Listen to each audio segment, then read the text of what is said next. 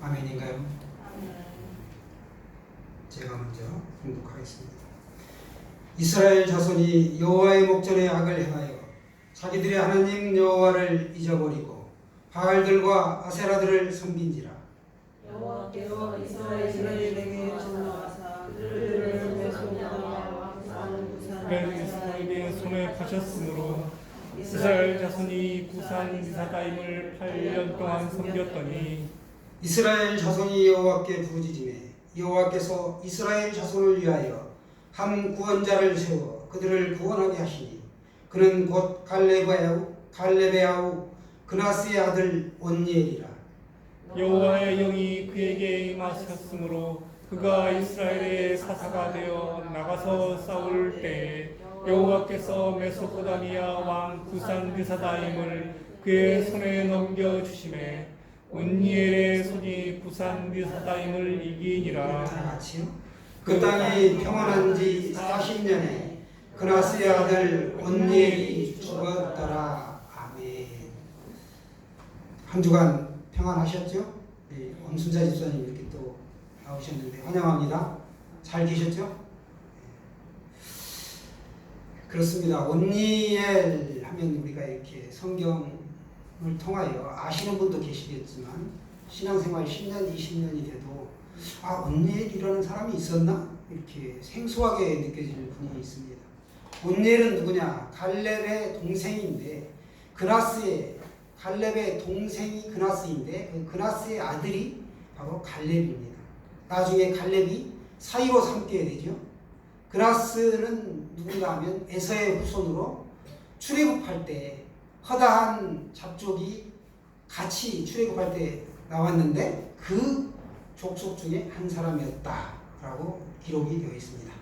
갈렙과 온니엘로 인하여 이스라엘 12지파의 장자지파라고 할 수 있는 유다지파에서 나중에 예수님이 나오죠. 그래서 장자지파가 됩니다. 장자지파의 분깃을 받게 됩니다. 갈렙이 헤브론 땅을 정복할 때 특별히 기랏 세벨이라 불리는 이 드빌 주민을 칠 때입니다. 이때 사사기 1장 11절에서 15절까지의 내용을 보시면 기랏 세벨을 쳐서 점령하는 자에게는 내 딸 악사를 아내로 주리라 이렇게 갈렙이 말합니다. 온니엘이 그 땅을 앞장서서 이제 점령을 합니다. 그리고 자신의 딸 악사를 아내로 주죠. 악사가 출가할 때 특별히 아버지 갈렙에게 요구한 게 있었는데 첫 번째는 복을 주세요. 두 번째는 셈을 주세요. 복을 주고 셈은 어떤 셈을 주느냐? 윗셈과 아랫셈 이 두 개의 셈을 줍니다. 물이 없이는 살 수가 없죠. 지금도 물이 중요한데 그 당시에 물은 모든 삶의 기반이었고 물이 없이는 생존이 굉장히 위협받는 그런 상황이었습니다. 이 지구상에 바닷물이 98%입니다. 있는 물에 존재하는 물의 98%가 바닷물이고 나머지 2%가 강물 이런 여러 가지 물을 합쳐가지고 지하수. 그러니까 우리가 실제로 먹을 수 있는 물은 아주 0.몇 %밖에 안 되는 거예요. 그만큼 물이 귀합니다. 그래서 물을 물 쓰듯 하는 건 낭비죠.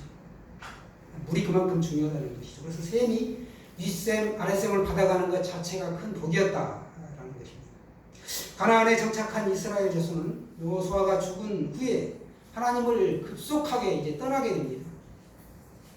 곤란한 가운데 이 처음 나타난 지도자가 있었는데 그 지도자가 바로 사사 온니엘입니다. 사사는 부족을 대표했고 입법, 사법, 행정 그리고 군사권을 총망라한 정치 지도자가 바로 사사입니다. 글자 그대로는 재판관이고 판관 이런 뜻을 가지고 있는데 정치 지도자였습니다. 그러니까 가나안 진입 이후 사울 왕정이 이루어지기 직전까지 이 시기를 사사들이 그때그때 나타나서 다스렸는데 이 기간을 사사시대라고 합니다. 이 시대에는 불법이 난무하죠.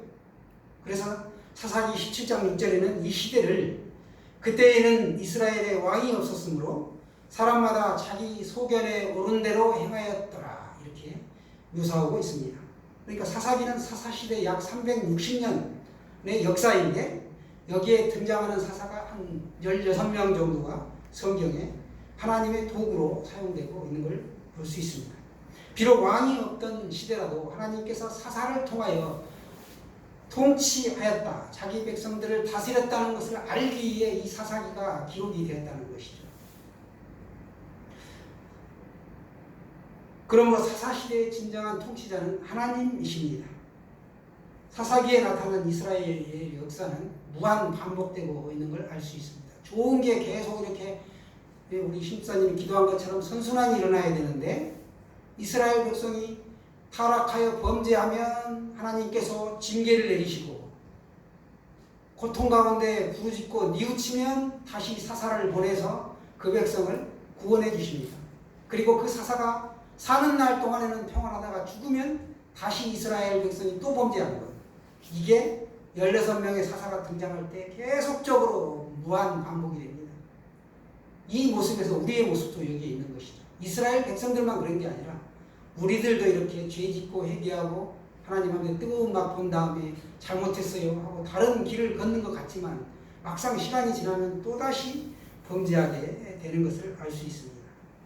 그러니까 이스라엘 백성이 타락하여 하나님을 배반합니다. 그로 인해 하나님의 징계가 임하죠. 그리고 이스라엘이 고통 가운데서 신음하고 부르짖게 되고, 회개하고 뉘우치면 하나님의 용서와 구원이 임하는데 세우신 사사를 통하여 그게 임했다는 것이죠. 그러니까 사사가 있는 날 동안에는 이스라엘 백성들이 평온한 삶을 삽니다. 전쟁이 없고 기근이 없고 평안한 삶을 누리게 되죠. 그러나 사사가 죽고 그 사사에게 임했던 하나님의 영이 이제 사라지게 되면 백성이 또다시 반복되는 이와 같은 일을, 재타락이라는 이런 일이 반복되는 것이죠. 7절 말씀 우리가 한번 다 같이 보겠습니다. 7절 말씀 시작. 이스라엘 자손이 여호와의 목전에 악을 행하여 자기들의 하나님 여호와를 잊어버리고 바알들과 아세라들을 섬긴지라. 아멘. 이 반복되는 게 뭐냐? 7절에 초반에 나오는 이스라엘 자손이 여호와의 목전에 악을 행하여, 사사가 등장할 때마다 무한 반복되는 구절이 있는데, 이스라엘 자손이 여호와의 목전에 악을 행하여, 이게 반복됩니다.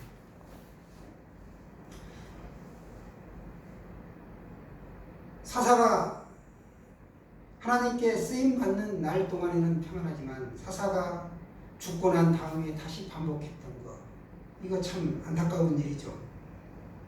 여호와를 잊어버렸다. 그들이 악을 행한 게 뭐냐? 여호와를 잊어버렸다는 거예요. 한 손에는 여호와가 베푸신 기적을 알고 있지만 다른 쪽에는 여호와 하나님이 눈에 보이지 않기 때문에 보이는 것을 신뢰했다는 거예요. 보이는 걸. 오늘날은 과학이고 돈이죠. 그렇죠? 그 당시에는 물질이고 농경에서 풍요를 가져다 주는 바알들과 아세라 신을 눈에 보였기 때문에 그걸 따르게 되었던 것입니다. 와서 보니까 가나안 백성들의 그 농경 문화에 대한 지식이 해박하고 경험이라든가 이런 걸 볼 때 잘한단 말이죠. 그러니까 그걸 더 크게 여긴 거예요. 바알이 비를 주고 풍요로운 계시를 맺게 한다, 이렇게 생각한 것이죠.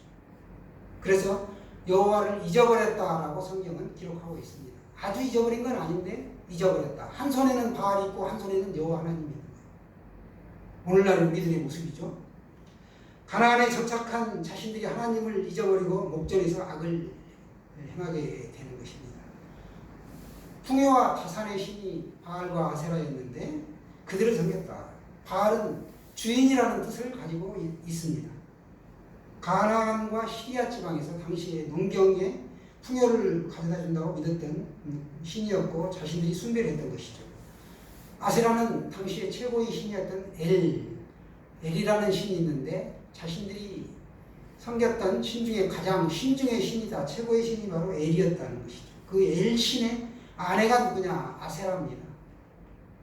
그리고 신들이 있는데 70명의 신들을 다스리는 어머니 신이 바로 이 아세라 신입니다. 그러니까 아세라는 여신이죠.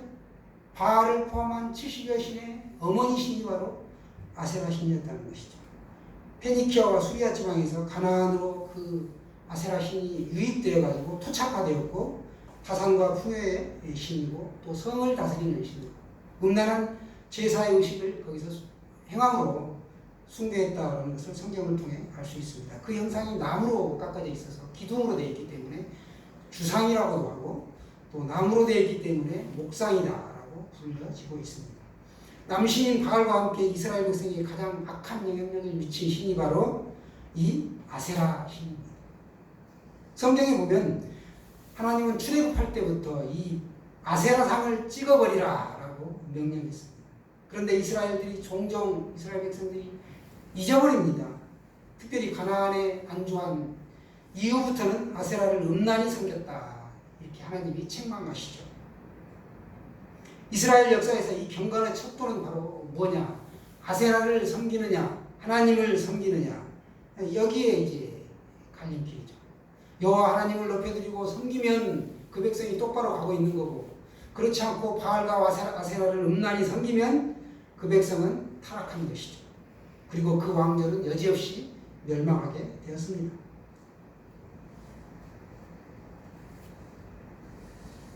이 시대의 바알은 돈이고 레저 문화다라고 우리가 알 수 있죠. 돈이면 귀신도 부린다. 돈에 대한 것. 돈이 없으면 사실 힘들죠. 또 레저 문화. 예배 오늘 인터넷으로 드리고 어디 가야 되니까 놀러 가야 되겠다. 이 레저. 이게 상당히 유혹을 많이 합니다. 요즘 같은 피서철에는 교회는 못 나가도 백화점하고 유원지 같은 데 가면 바글바글해요. 식당도 마찬가지고. 사실은 식당이 더 위험한데 교회가 지탄을 받고 있습니다. 하나님의 자리를 우상에게 내어주지 맙시다. 하나님이 가장 싫어하시는 게 우상숭배죠. 그들이 왜 하나님을 버렸느냐? 하나님의 말씀을 가까이 하지 않았기 때문에 그렇게 된 것입니다. 말씀을 가까이 하지 않고 말씀을 떠나면 하나님을 따르는 것이 아니라 다른 뜻을 따르게 되죠. 말씀을 떠나면 하나님의 뜻이 아닌 내 뜻대로 살게 되기 때문에 그런다는 것입니다. 그러면 사단이 내 뜻을 조종해 버립니다. 그러므로 잊어버리지 않기 위해서는 우리가 말씀을 묵상하고 그분의 임재를 갈망하며 기도해야 합니다. 우리 살면서 깊이 생각하면 사람이 보이죠? 깊이 기도하면 하나님이 보입니다. 그때 하나님의 음성을 듣게 되죠. 우리 삶의 중심에 하나님을 모셔두시기 바랍니다. 우리가 이 백성이 타락할 때 하나님은 진노하시고 그들을 징벌하십니다. 고난을 당하게 되죠. 하나님께서 그들을 이방 압제자들의 손에 붙이게 됩니다. 8절에도 보시게 되면 여호와께서 이스라엘에게 진노하사 그들을 메소포타미아 왕 구산 리사다임의 손에 파셨으므로 이렇게 말씀합니다. 소유권을 넘겼다는 것. 너는 더 이상 내 자녀가 아니기 때문에 내가 돌볼 수 없다. 하나님을 섬겨야 되는데 메소포타미아 왕 구산 리사다임에게 넘겨서 8년 동안 그 왕을 섬기도록 합니다. 불행이었습니다. 하나님의 보호가 끝났다는 걸 알 수 있고 하나님의 주권을 나타내는 표현이죠.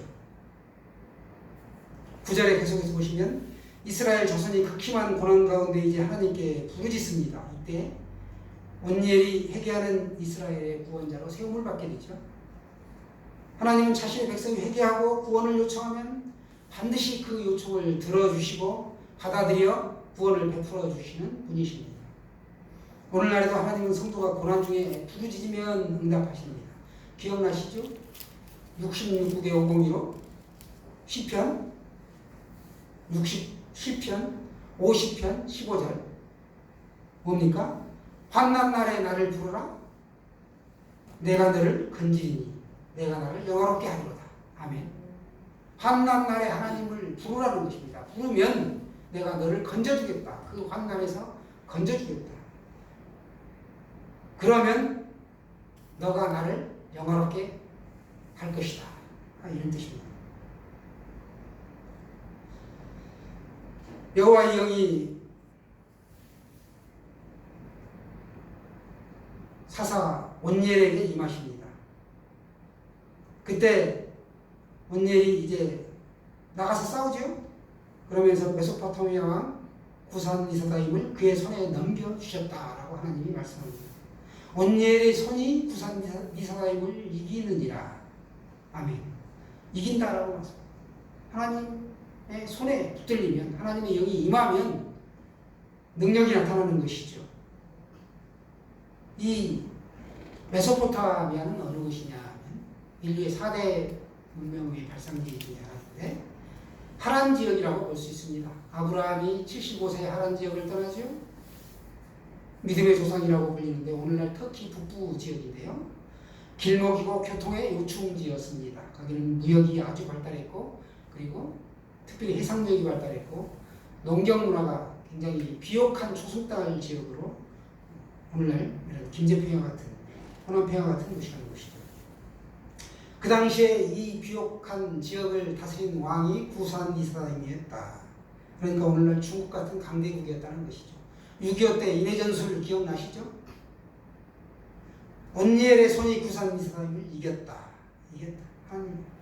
하나님께 백성들이 부르짖으면 그 부르짖고 회개하고 하나님을 찾으면 그걸 하나님께 영광 올려드리는 계기가 된다는 거예요. 하나님을 찾기 때문에. 그때 이제 그 강대국의 왕을 죽게 만드는 역사가 나타나는 것이죠. 온니엘이라는 이름의 뜻은 하나님은 힘이시다. 하나님은 힘이시다. 그런 뜻입니다. 여호와 하나님의 영이 임하심으로 그가 사사가 되어 싸울 수 있었고 왕을 그의 손에 붙이심으로 그가 이길 수 있었다라는 것입니다. 겨우 이긴 것이 아니죠. 하나님은 지금 내가 고난 가운데 있을지라도 하나님의 영이 나에게 임하면 구약에는 그때그때 필요에 따라서 하나님의 영이 임재했지만 지금은 성령으로 24시간 내 안에 와 계시죠. 내 안에 계시기 때문에 내가 능히 그 전능하신 하나님을 의지하면 이길 수 있고 내 인생의 고난이 역전되는 것입니다. 찬송가 중에 역전되리라 있죠. 역전. 내 인생이 지금 힘들어도 머지않아 역전이 된다. 이 사실을 믿으시기 바랍니다. 성령이 임하면 내 인생은 반드시 역전됩니다. 온니엘에게 하나님의 특별한 소명과 능력이 주어지죠. 이스라엘 백성들이 이제 배신했고 그럼에도 불구하고 회개하자 구원의 손길을 뻗쳐주신 것입니다. 성령이 임할 때 이 재판하는 것과 전쟁을 수행하는 사사로서의 임무를 잘 감당하였습니다. 승리는 오직 하나님의 역사로 인한 것이었죠. 하나님은 이렇게 준비된 자를 쓰시고 그와 함께 하시고 그에게 능력을 주셔서 사명을 잘 감당하도록 하십니다. 11절 말씀 우리가 다 같이 보실까요? 11절 말씀.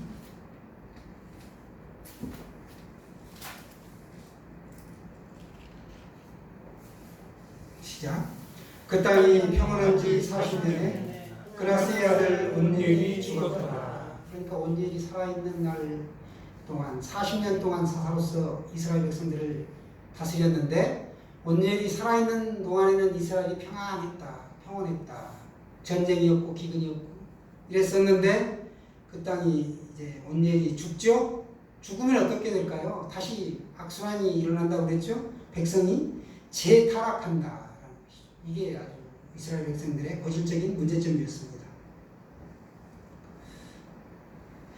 이스라엘은 온니엘의 확고한 지도력 아래 하나님을 잘 섬기고 40년 동안 평온함을 누렸습니다.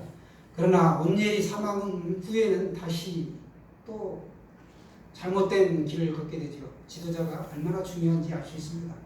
온니엘이 첫 번째 사사로 부름받을 수 있었던 것은 가나안 정복할 때 힘썼던 그 일이 있기 때문에 하나님이 그 일을 귀하게 보신 것이죠.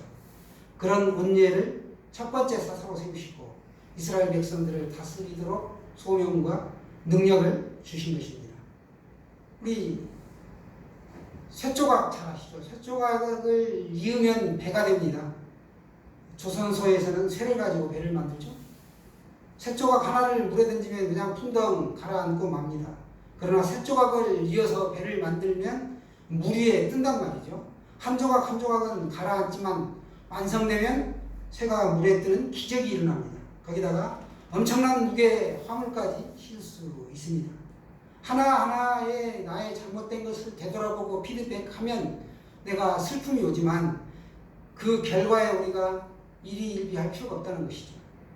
하나님은 최종적으로 선을 이루시게 하십니다. 궁인이라는 작가가 리액션이라는 책에 쓴 유명한 구절이 있는데요. 베이킹 파우더를 싫어하는 사람이 있었습니다. 근데 그가 베이킹 파우더만 싫어하는 게 아니고 밀가루도 싫어했고 소금도 싫어했습니다. 그런데 이 모든 것을 합쳐서 부었더니 맛있는 비스킷이 나왔습니다. 하나님이 우리 인생을 이렇게 이끌어 가신다는 것이죠. 하나하나 보면 내 인생에 실망스러운 부분들, 싫어하는 것들, 이런 것이 똘똘 뭉쳐있지만 새 조각 한 조각 한 조각은 물에 가라앉지만 이어서 만들면 뜨는 것처럼 내 인생의 그 고난도 하나님이 개입하시면 위대한 역사가 일어납니다. 하나님의 은혜는 고난보다 크다라는 사실을 기억하십시오. 이 진리를 크게 믿고 자신이 가고 싶지 않는 곳으로 기꺼이 이끌려갈 수 있는 그런 능력이 바로 성숙된 믿음의 사람이라는 것이죠. 그래서 로마서 8장 28절에는 말씀합니다. 우리가 알거니와 하나님을 사랑하는 자 곧 그의 뜻대로 부르심을 입은 자들에게는 모든 것이 합력하여 선을 이루느니라. 그렇습니다. 사랑하는 성도 여러분, 하나님께서 작은 일에 충성하는 사람을 귀하게 여기시고 들어 쓰십니다. 사사 온니엘처럼 앞장서서 가나안 정복하는 거 굉장히 귀한 일이죠. 평소에 자기 일에 헌신하는 사람, 또 우리의 중심을 보시는 하나님께서는 그런 사람을 굉장히 깊게 눈여겨보시고 사명의 자리에 불러 사용하시는 것이죠. 오늘 이스라엘 백성들이 타락하여 범죄하고 부르짖고 다시 하나님 앞에 나아가 사용되는 것처럼 특별히 사사를 통하여 그 백성을 구원하여 주셨는데 오늘 이 시대에도 대통령을 비롯하여 지도자들이 있습니다. 세우신 지도자는 하나님이 내신 분이기 때문에 우리가 그 지도자의 말에 따라야 되는 것이죠. 작은 일에 헌신하고 우리 또 이렇게 내 인생에 하나님이 개입할 수 있도록 내가 하나님 앞에 내어드리는 것, 즉 믿음으로 순종하는 것이죠. 말씀을 따르는 것, 이게 반드시 필요합니다. 오늘 사사기 이 첫머리에 등장하는 사사 온니엘을 통하여 우리가 쭉 살펴보았는데 온니엘처럼 용기 있게 앞장서서 하나님의 일을 행하고 또 순종함으로 복받는 여러분이 되시길 축원합니다. 아멘. 할렐루야.